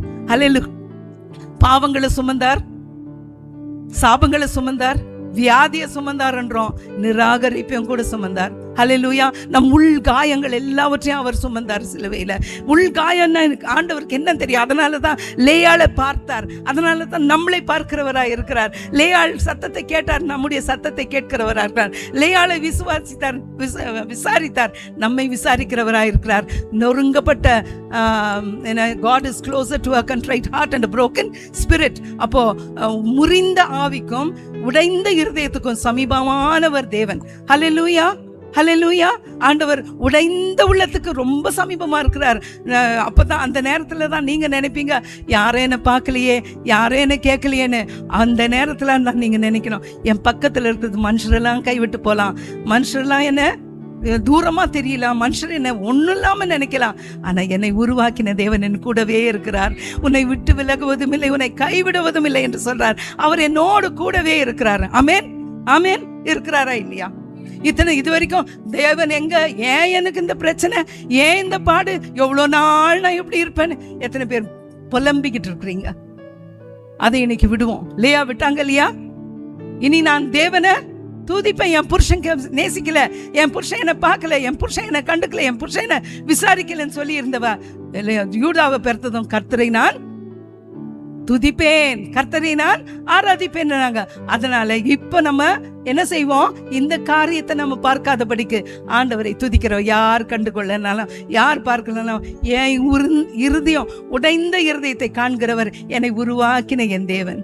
என் உடைந்த இருதயத்தை காண்கிறவர் யார்தான்? என்னை உருவாக்கின என் தேவன், என் ஆத்தும மணவாளன். ஆமேன், ஆமேன். மனோவா சொன்னாரு, யாரை உருவாக்குகிறோம் நம்ம? இங்க அந்த தரிசனத்தை பார்த்துட்டு புறாக்கள் வர்றதை பார்க்குறேன். அந்த புறாக்கள் நீங்க தான். அந்த புறா யாருன்னா மணவாட்டி தான். அந்த மணவாட்டி யாருன்னா நீங்க தான் திரும்பி சொன்னாரு. அப்போ இந்த ஷைலோ ஊழியத்தில் நம்ம என்ன பண்றோம்னாக்கா, யாரை உருவாக்குறோம்? யாரா உருவாக்குறோம்? சொல்லுங்க, யாரா உருவாக்குறோம்? மணவாட்டியா உருவாக்குறோம். மணவாளன் சீக்கிரமாய் வரப்போகிறார். அவர் வர்றதுக்கான அநேக அடையாளங்கள் எல்லாம் ஏறக்குறைய 99 அடையாளங்கள் நிறைவேறிடுச்சு. நேத்து முந்தின நாள் நான் பார்க்குறேன், லேவியர்களை அபிஷேகம் பண்றாங்க. எத்தனை பேர் பார்த்தீங்களோ தெரியல, லேவியர்களை அபிஷேகம் பண்றது எதுக்காக? 3ஆம் ஆலயத்தை கட்டும்படியான லேவியர்கள் ஆயத்தமாயிட்டாங்க. 3ஆம் ஆலயம் கட்டுறாருன்னா ஆண்டவருடைய வருகை அவ்வளவு சீக்கிரமா இருக்கிறது. அதுக்காக ஆண்டவர் மணவாட்டியாய் நம்மை உருவாக்குகிறார். இதுவரைக்கும் எப்படிலாம் நம்ம கடந்து வந்து நமக்கு ஆஸ்தி, சொத்து, நம்ம பணம், அந்தஸ்து இது இல்லைங்க. கர்த்தர் தரும் ஆசீர்வாதமே ஐஸ்வர்யத்தை தரும், அதோடு கூட வேதனையை கூட்டார். ஹல்லேலூயா. அப்படி இருக்கும் பொழுது நமக்கு பணத்தை பார்த்தோம், அந்தஸ்தை பார்த்தோம், வீடு பார்த்தோம், கார் வச்சிருக்காங்க, அது ஆசீர்வாதம் கிடையாது. யாக்கோபு சொல்றாரு, 2 பரிவாரங்களோடு கூட அவர் 4 மனைவி, 11 பிள்ளைங்க எல்லாரையும் பெற்றுக்கிட்டு, வேலைக்காரங்க, ஆடு மாடு எல்லாத்தையும் பெற்றுக்கிட்டு வராரு. அது என்ன சொல்லுது? 2 பரிவாரங்கள், 2 கம்பெனிஸ் இருக்குது இங்கிலீஷ்ல. அப்போ இந்த 2 கம்பெனிஸையும் அவர் கொண்டு வராருனாக்கா, கொண்டு வரும்போது வழியில் என்ன பண்றாரு? எல்லாரையும் ஒதுக்கிட்டு தனியா போய் ஆண்டவரோடு கூட அங்க போராடுறத நம்ம பார்க்கிறோம். எங்க? யாபோக்கு நதிக்கரையில, ஆற்றங்கரையில அங்க போய் அங்க ஒரு ராத்திரியெல்லாம் போராட்டம். என்ன சொல்ற? எது போராட்டம்? கடைசியா சொல்றது அவர் என்ன வார்த்தை, என்ன பேசுனாங்களோ தெரியாது, ஆனா அந்த வார்த்தை மட்டும் நம்ம பார்க்கலாம். என்னை ஆசீர்வதித்தால் ஒழிய உம்மை விடமாட்டேன். ஹல்லேலூயா. என்னை ஆசீர்வதித்தால் ஒழிய. அப்போ அங்க இருந்த ஆடு மாடு ஆசீர்வாதம் இல்லையா? 4 மனைவிங்க ஆசீர்வாதம் இல்லையா? 11 பிள்ளைங்க ஆசீர்வாதம் இல்லையா? சொல்லுங்களேன் பார்க்கலாம், சொல்லுங்களேன். அதெல்லாம் ஆசீர்வாதம் தானே. லேயாளுக்கு 3 பிள்ளைங்க இருந்தாங்க, 4 பிள்ளைங்களையும் கூட பெற்றா. 3 பிள்ளைங்களை பெறும்பொழுது அந்த ஆசீர்வாதத்தை உணரல. 4வது பிள்ளையை பெற்ற போது என் ஆண்டவரை நான் துதிக்கிறேன் என்று சொன்னான். ஹல்லேலூயா. இங்க நம்ம பார்க்கும் பொழுது யாக்கோபு சொல்றாரு, என்னை ஆசீர்வதித்தால் ஒழிய நானுமே விட மாட்டேன். அப்போ சொத்துல இல்ல. நேத்து சகோதரி டார்த்தி சொன்ன வார்த்தை, என்னோடு கூட கர்த்தர் அந்த வார்த்தையை பற்றி, அந்த காரியத்தை பேசிட்டு இருந்தார், பணத்தை பற்றி. அப்போ பணம் தேவன் உருவாக்கினதல்ல. அதனால அதை நம்ம ஆசீர்வாதமா அதை நம்ம பார்க்க கூடாது. தானா அது வரும். முதலாவது தேவனுடைய ராஜ்யத்தையும் அவருடைய நீதியும் தேடும் பொழுது மற்றவைகள் எல்லாம் தேவன் கூட கொடுப்பார். ஹல்லேலூயா. அதனால யாக்கோபுக்கு அது தெரியும், இதெல்லாம் ஆசீர்வாதம். நீர் என்னோடு கூட இருக்கணும், நீர் என்னோடு கூட, உம்முடைய பிரசனம் இருந்தாதான் ஆண்டவரே, நீங்க இருந்தாதான் உம்முடைய ஐஸ்வர்யம்லாம் எனக்கு. அவருடைய ஐஸ்வர்யம், இந்த ஐஸ்வர்யம் இல்லை. ஆனா ஒண்ணு, அவர் நம்மோடு கூட இருந்தா உலகத்தில் இருக்கிற அத்தனை நம்ம தேவைகளும் மிகுதியாய் தருவார். எதற்காக? மற்றவர்களுக்கு கொடுக்கும்படியா, அவருடைய ராஜ்யத்தை கட்டும்படியா, நமக்கு போதுமானதாகவும் மற்றவர்களுக்கு கொடுக்கும்படியாகவும் அவருடைய ராஜ்யத்தை கட்டும்படியாகவும் கர்த்தர் நமக்கு செய்கிறவராய் இருக்கிறார். அப்படியாக ஆண்டவர் நம்மை ஆசீர்வதிக்க விரும்புகிறார். அதனால நம்மளை கொண்டுதான் கர்த்தர் நம் குடும்பத்தாரை ஆசீர்வதிப்பார். இங்க வந்திருக்கிற நீங்க ஒவ்வொருவரும் நீங்க தனியா வரல. இங்க லேயாள் ஆண்டவர் பார்க்கும் பொழுது அவர் தனியா தான் பார்த்தாரு. ஆனா தனியா பார்க்கல, அவளுக்குள்ள என்னதான் பார்த்தாரு? அவருடைய ராஜரீகத்தை பார்த்தாரு. அவளுக்குள்ள என்ன பார்த்தாரு? இஸ்ரவேலின் கோத்திரங்களை பார்த்தாரு. அவளுக்குள்ள என்ன பார்த்தாரு? ராஜாக்களும் ராஜரீகத்தையும் பார்த்தார். அவளுக்குள்ளதான் யூதாவை ராஜரீகத்தை கொடுத்து என்றைக்கும் முடியாத ஒரு ராஜ்யத்தை நான் தருவேன் என்று சொல்லி தாவீதோடு கூட ஆண்டவர் உடன்படிக்கை பண்ணுகிறார். அந்த ராஜ்யம் ஹல்லேலூயா. இயேசு கிறிஸ்து வந்த பொழுது அந்த ராஜ்யத்தை தான் அவர் சொல்றார், நான் தேவனுடைய ராஜ்யத்தை ஸ்தாபிக்க வந்தேன் என்று சொல்லி ஆண்டவர் சொல்றார். தேவனுடைய ராஜ்யம் என்னன்னா, கண்ணீர் துடைக்கப்படணும். சொல்லுங்க. கட்டுகள் இருக்கிறவங்க விடுதலை ஆகணும், இருளில் இருக்கிறவர்கள் வெளிச்சத்துக்குள்ள வரணும், அப்புறம் சப்பானிகள் நடக்கணும், பிசாசின் பிடியில் இருக்கிறவங்க விடுதலை ஆக்கணும். இதுதான் தேவனுடைய ராஜ்யம். ஹல்லேலூயா, ஹல்லேலூயா. அப்போ தேவனுடைய ராஜ்யத்தை அவர் ஸ்தாபித்துட்டு போயிட்டாரு, எடுத்துக்கொள்ளப்பட்டாரு. ஆவியானவர் நம் மத்தியில கொடுக்கப்பட்டிருக்கிறார். அந்த ஆவியானவர் நமக்கு தந்து நம்மை இந்த ராஜரீகத்துக்குள் நடத்தி கொண்டிருக்கிறார். ஹல்லேலூயா, ஹல்லேலூயா. அப்போ ராஜாவாகிய இயேசு கிறிஸ்து நியாயாதிபதியா வரப்போகிறார். அவருடைய நித்திய ராஜ்யத்துக்குள் நம்மை கொண்டு சேர்க்கும்படியாக அதற்கு ஆயத்தமாக நம்ம இருக்கிறோம்னா, இந்த நிராகரிப்போடு கூட இன்னும் மனுஷரை பார்த்துக்கிட்டு, இன்னும் உலகத்தை பார்த்துக்கிட்டு, இவங்க நேசிக்கல, அவங்க சொல்லலை, அவங்களெல்லாம் விட்டுட்டு, அவங்க சொன்னாங்கல்ல இதுவரைக்கும் பிள்ளைங்களுக்கு, டார்த்தி சொன்னாங்க நேற்று காலையில், என் பிள்ளைங்களுக்கு நான் செய்ய வேண்டியதெல்லாம் செஞ்சுட்டேன், ஹஸ்பண்டுக்கு நான் செய்ய வேண்டியதெல்லாம் செஞ்சுட்டேன், இப்போவும் என்னால் முடிஞ்சது நான் செய்கிறேன், நீங்கள் செய்யக்கூடியது நீங்கள் செஞ்சுப்பீங்க, அந்த அளவுக்கு நீங்கள் ஓகேவா இருக்கிறீங்க. ஆண்டவருக்கு நான் அவைலபிளாக இருக்கணும். என் ஆண்டவர் உருவாக்கினது அவருடைய ஊழியத்தை செய்யும்படியாக, அவருக்காக நான் எதையாவது செய்யும்படியாக. இந்த காரியத்தை நம்ம அறிந்து கொள்ளணும். என்னன்னா, ஒவ்வொருவரையும் கர்த்தர் உருவாக்கி இருக்கிறது எதற்காக? அவருடைய துதியை சொல்லி வரும்படியாக. அவருக்காகவே நாம் உருவாக்கப்பட்டிருக்கிறோம். அவருடைய நோக்கம் நம்மள நிறைவேற நாம் உருவாக்கப்பட்டிருக்கிறோம். அப்படி இருக்கும் பொழுது என் பிள்ளை, என் வீடு, இதனெல்லாம் நம்ம சொல்லிட்டு இருந்தோம்னா அது நமக்கு விக்கிரகமாய் மாறும். அது இல்லை, கர்த்தர் தருகிற ஆசீர்வாதம் தான் அது. கர்த்தர் தருகிற ஆசீர்வாதம் தான் அது. அதன் மீது நம்ம இருதயத்தை வைக்க கூடாது. அதுதான் மொத்தம், அதுதான் எல்லா நேரமும். ஒரு அம்மா எனக்கு தெரியும், எப்போ பார்த்தாலும் கிச்சன் தான் அவங்களுக்கு கோயில், சாப்பாடு தான் அவங்களுக்கு தெய்வம்ன்ற மாதிரி நான் பேசுவேன். காலையில் பிரேக்ஃபாஸ்ட் முடிச்சிருவாங்க, அவ்வளோ கஷ்டப்பட்டு நிறைய ஐட்டம்ஸ், மத்தியானத்துக்கு பார்த்தா நிறைய items, cooking all the time. அப்போ அது அவங்களுக்கு கோயில். சாப்பாடு, நீ சாப்பிட்டியா, நீ சாப்பிட்டியா, அவனுக்கு எடுத்து வை, இப்படியே வெறும் சாப்பாடுலேயே அவங்க வாழ்க்கை. 80 வயசு, இப்போ 80 வயசு அவங்களுக்கு, இப்பவும் அப்படிதான் இருக்கிறாங்க. அப்ப ஆண்டவர் எப்ப தேடுறது? எங்க நேரம்? பெருந்தீனி கூட ஒரு ஆவியும் அது ஒரு விக்கிரகம், தெரியுமா உங்களுக்கு? பெருந்தீனி இந்த நாட்கள் அது ஒரு பெரிய சாபமா இருக்குது நம்ம சமுதாயத்துல, பெருந்தீனி. அதனால தான் நிறைய நம்ம பார்க்குறோம், எங்க பார்த்தாலும் ஃபாஸ்ட் ஃபுட் ஜாயின்ஸ், எங்க பார்த்தாலும் அங்க போனா இந்த பெருந்தீனி அது நம்ம சரீரத்தில் பாதிக்கிறதா தான் இருக்குது. ஏன்னா நிறைய அஜினமோட்டோ, அவங்க செய்யறது சுகாதாரம் இல்லை, அதோடு கூட இட்ஸ் நாட் நியூட்ரிஷனல், இப்படிலாம் செஞ்சு சரீரத்தை கெடுத்து கொள்ளுகிறவர்களா இருக்கிறாங்க. அப்படி இந்த மாதிரி காரியங்கள்ல நம்ம வஞ்சிக்கப்பட்டு போயிட்டு இருக்கிறோம். ஆனால் கர்த்தர் தரும் ஆசீர்வாதமே ஐஸ்வர்யத்தை தரும், வேதனை கூட்ட மாட்டார். ஹல்லேலூயா. வேதனை எந்த காரியத்தில் இருந்தாலும், அது இதுவரைக்கும் இருந்தாலும், தாவீது சொல்றார், வேதனையை உண்டாக்கும் வழி என்னிடத்தில் உண்டோ என்று பார்த்து அதை எனக்கு தூரமாக்க ஆண்டவரே. ஹல்லேலூயா. அப்ப அதை விட்டு கொடுத்து கர்த்தரிடத்தில் நம்ம ஒப்பு கொடுப்போமானால், வேதனை நம்ம யார் வேதனைப்படுத்தினாலும் அது தூரமாக்குவார். வேதனைப்படுத்துகிற காரியங்களை கர்த்தர் மாற்றி போடுவார். அவர் அழைத்திருக்கிற அழைப்பை நமக்குள்ள நிறைவேற்றுவார். அவர் நமக்கு வைத்திருக்கிற அந்த ராஜரீகத்துக்குள் நம்மை கர்த்தர் உயர்த்துவார். ஹல்லேலூயா. அப்போ அந்த உயர்ந்து வருவதற்கு நம்ம என்ன செய்யணும்? நம்ம தான் தீர்மானிக்கணும். உயர்ந்து வர்றதுக்கு நம்ம என்ன செய்யணும்? தீர்மானிக்கணும். ஹல்லேலூயா. அதனால கண்களை மூடுவோம், ஆண்டவரிடத்துல சில காரியங்களை நாம் சொல்லுவோம். இனி நான் அழுது, எரேமியாவில் சொல்றார், இனி நீ அழுது கொண்டிராய் என்று சொல்லி, அது வாக்குத்தத்தம். ஆனா அன்னாள் சொல்றாங்க, இனி நான் அழமாட்டேன்னு சொல்லி. லேயாள் சொல்றாங்க, இனி நான் அழமாட்டேன்னு சொல்லி. நம்ம சொல்ல போறோம், இனி நான் அழமாட்டேன். மனுஷர் செய்யற காரியத்தினால நான் அழமாட்டேன். ஒரு காரியத்தை நான் சாட்சியா சொல்லி முடிக்கட்டும். 3 வருஷம் ஊழியத்துக்கு வந்த பிறகு எனக்கு ரொம்ப க்ளோஸா இருந்த ஒரு ஃப்ரெண்டு தான், இப்ப அவ இல்லை. இருந்தாலும் சொல்லுவேன், இல்லை இன்னும் தைரியமா சொல்றேன், மறிச்சு போயிட்டா. 3 வருஷம் என்னை அழ வச்சா, அப்படி அழ வச்சா.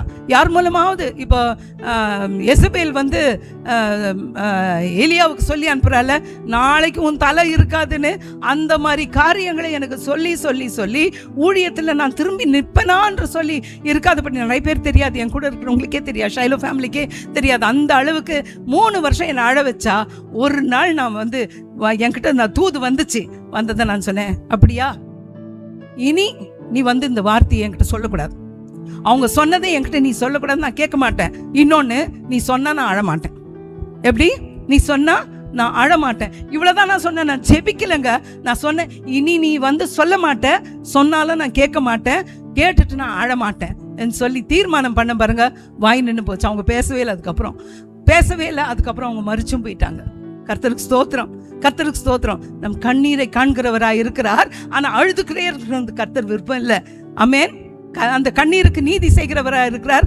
அதனால நம்ம அழுதுகிட்டே இருக்கணும்ன்றது கர்த்தருடைய சித்தம் இல்லவே இல்லை. நம்ம எப்படிதான் இருக்கணும்? மகிழ்ச்சியோடு துதிக்கிறேன், மனமகிழ்ந்துமை துதிக்கிறேன் சொல்லி நம்ம பாடுறோம். அப்படியா கர்த்தரிடத்துல துதிக்கிறவர்களா, ஆராதிக்கிறவர்களா?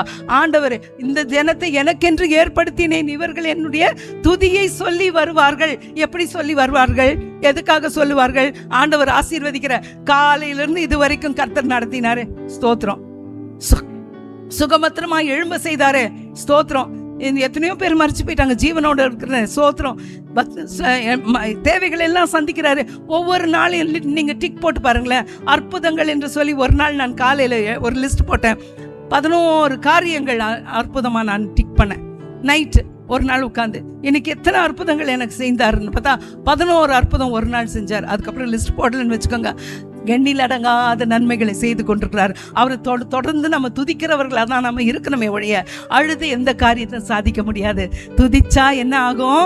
ஆண்டவர் நமக்குள்ள அவருடைய ராஜரீகத்தை பெருக செய்வார். அவருடைய நித்திய ராஜ்யத்துல நம்மை அவர் நிலைக்க செய்து நித்திய ராஜ்யத்துல ஜனங்களை சேர்க்க செய்து நாம் அவரோடு கூட நித்தியமாய் வாழவும் செய்வார். கர்த்தருக்கு ஸ்தோத்திரம். அப்ப தீர்மானம் யார் தான் பண்ணணும்? நம்ம தான் பண்ணோம். கண்களை மூடுவோம். சில காரியங்களை நாம் சொல்லுவோம். இப்போ முதலாவது, மனுஷருடைய அன்பையோ சொல்லுங்க, மனுஷருடைய அன்பையோ அவங்களுடைய அக்செப்டன்ஸ்னா அவங்க என்னை ஏற்றுக்கொள்வார்கள் என்றோ இனி நான் தேட மாட்டேன், அதற்காக அழமாட்டேன், அதற்காக ஏமாந்து போக மாட்டேன். மனுஷர்கள் என்னை நிராகரித்தார்கள் என்று சொல்லி புலம்ப மாட்டேன், மற்றவர்களிடத்துல புறம் கூற மாட்டேன். ஹல்லேலூயா, ஹல்லேலூயா. புலம்ப மாட்டேன், முறுமுறுக்க மாட்டேன். இனி நான் யாரும் என்னை நேசிக்கல என்று சொல்லி நான் அழமாட்டேன். என்னிடத்துல இது இல்லைன்னு சொல்லி நான் கதற மாட்டேன். மற்றவங்க கிட்ட இருக்கிறது என்கிட்ட இல்லைன்னு சொல்லி நான் கம்பேர் பண்ண மாட்டேன். ஹல்லேலூயா. மற்றவர்களுக்கு இருக்குது, அழகு இருக்குது, அந்தஸ்து இருக்குது, கார் இருக்குது, வீடு இருக்குது, இத்தனை பிள்ளைங்க இருக்கிறாங்க, அவ்வளவு சொத்து இருக்குது, இதெல்லாம் பார்த்து நான் அதோடு கூட கம்பேர் பண்ண மாட்டேன்.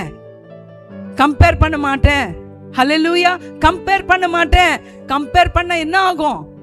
அது நம்மள ரிஜெக்ஷனுக்குள்ள தள்ளுறது மாத்திரம் இல்ல, ஐடென்டிட்டி மாறி போகும். ஆனா இன்னைக்கு நான் அதை செய்ய மாட்டேன். ஹல்லேலூயா, ஹல்லேலூயா, ஹல்லேலூயா, ஹல்லேலூயா. இனி நான் அழமாட்டேன், இனி நான் அழப்போவதில்லை. ஆமேன். நான் தள்ளப்பட்டவள் அல்ல. ஆமேன். நான் தள்ளப்பட்டவள் அல்ல. என் கர்த்தர் என்னை பார்க்கிறார், என் கர்த்தர் என்னை கேட்கிறார், என் கர்த்தர் என்னை விசாரிக்கிறார், என் கர்த்தர் என்னை துதி சொல்லும்படியாக காரியங்களை செய்கிறார். நான் துதிக்கிறவளாய் எழும்புவேன். இனி நான் அவனை ஆராதிக்கிறவளாய் எழும்புவேன். ஹல்லேலூயா, ஹல்லேலூயா. கண்களை மூடி ஜெபிப்போம். நன்றியோடு துதிக்கிறோம். ஸ்தோத்தரிக்கிறோம் அப்பா, ஸ்தோத்தரிக்கிறோம் ஆண்டவரே, ஸ்தோத்தரிக்கிறோம் ஆண்டவரே. ஹல்லேலூயா, ஹல்லேலூயா.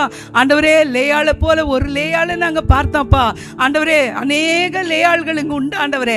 அநேக லேயாள்களை கர்த்தர் நீர் விசாரித்து கொண்டிருக்கிறீரப்பா. அநேக லேயாள்களை கர்த்தர் நீர் பார்த்து கொண்டிருக்கிறீர் ஆண்டவரே. அநேக லேயாளுடைய கண்ணீர் ஆண்டவரே, அது வியாதியின் நிமித்தமாகவோ அல்லது கர்த்தாவே பிரச்சனை புருஷனிடத்துல அண்டர்ஸ்டாண்டிங் இல்லாததாகவோ, நிராகரிப்போ, அல்லது புருஷன் வேறொரு பெண்ணை நேசிக்கிறார் என்று சொல்லி அப்படிப்பட்ட ஒரு காரியமோ, பிள்ளைகள் மதிக்கவில்லை என்ற ஒரு காரியமோ, அல்ல இந்த தேவை எனக்கு சந்திக்கப்படவில்லை என்ற ஒரு ஏமாற்றமோ, ஒரு வெறுமையோ ஆண்டவரே, அப்படியாக ஒரு வெறுமை ஆண்டவரே. லேயாள் 3 பிள்ளைகளை பெற்றும் கூட என் கணவன் என்னை நேசிக்கவில்லையே என்று ஏங்கினாள் ஆண்டவரே. ஆனால் உம்மை தொட்டும் பொழுது அவளுடைய ராஜரீகத்திற்கு எழுப்பி விட்டீர் ஆண்டவரே.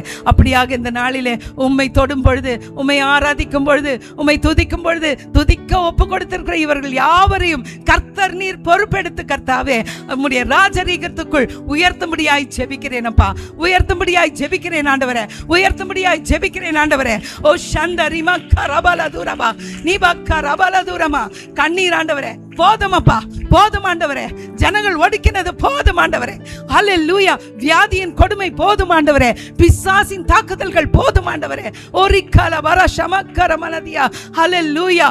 அவமானப்பட்டது போதும் ஆண்டவரே. ஹல்லேலூயா. கடன் பிரச்சனை போதும் ஆண்டவரே. வேலை இல்லாத பிரச்சனை போதும் ஆண்டவரே. பிள்ளைகள் இல்லை என்கிற அந்த கண்ணீர், அந்த ஏக்கம் போதும் ஆண்டவரே. எல்லாவற்றையும் கொடுக்கிற நீர், எல்லாவற்றையும் கொடுக்கிறவர் நீர் மாத்திரமே. உம்மை பற்றி கொள்கிறேன், உம்மை பற்றி கொள்கிறேன். இந்த நாளில் நீ என்னை பார்த்தேன் என்று சொல்லுகிறீரே, என்னுடைய காரியத்தை கேட்டேன் என்று சொல்லுகிறீரே, என்னை விசாரிக்கிறவராய் வந்திருக்கிறீரே. உம்மை பற்றிக்கிறவர்கள் நீர் போதும், நீர் போதும், நீர் போதும், நீர் போதும். ஹல்லேலூயா, ஹல்லேலூயா, ஹல்லேலூயா, ஹல்லேலூயா, ஹல்லேலூயா.